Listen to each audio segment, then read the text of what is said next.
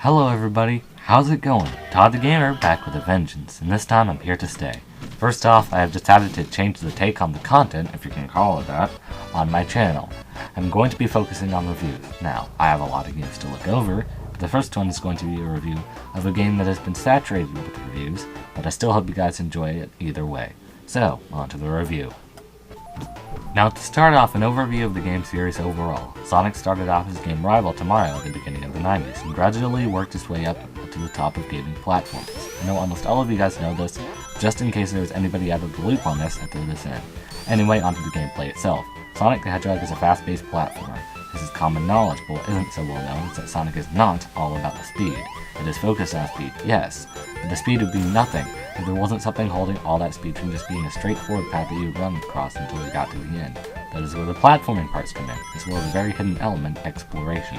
The ability to search around a level for different paths that lead you to a different route, or give you something like a ring box, speed shoes, or invincibility for a short time. Now, what I just explained is what made Sonic so popular and different from Mario, not including the curvy designs of the level to make the most of Sonic's abilities. Sadly, most of these aspects were forgotten in some of the early 3D Sonic games, but has recently seen a resurgence with the likes of Sonic Colors, Generations, and now Lost World.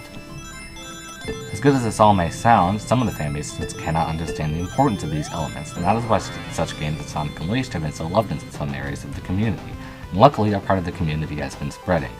And that is why we have games like Lost World.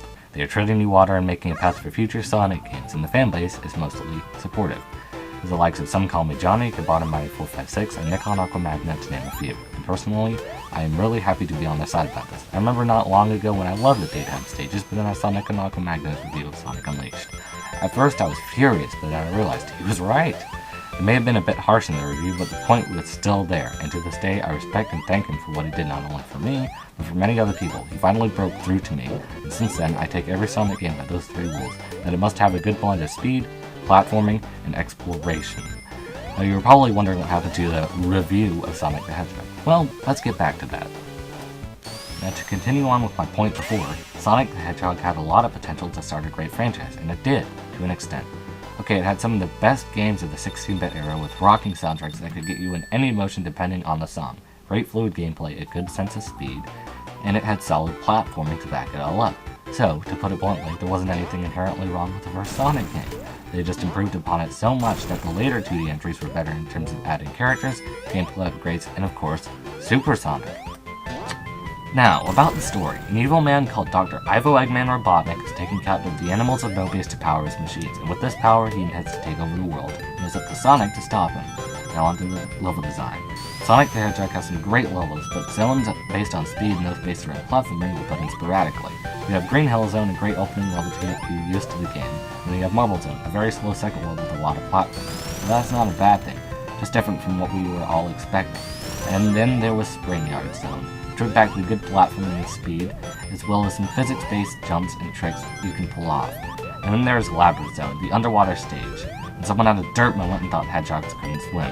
One of the most frustrating zones in the game. It made me want to rip my hair out in anger. And then the calm, relaxing Starlight Zone, with the fast-paced loop-de-loops and very awesome speed-focused trickery. And last, and definitely least favorite, Scrap Brain Zone, the hardest and most annoying zone for most players, but for me it wasn't really as much of a problem. Save Zone 3, also known as Labyrinth Zone 4. If you are a fan of Sonic, you know this game by heart. But if you are getting into the series, I would start off with this one. It makes you appreciate the later games that much more when you get into them. I think almost everybody that is a fan of platformers should play this game if you haven't already. Give this game a try, you may just love it. That is all for now. Thank you all, and have a good day. Now, about the story. An evil man...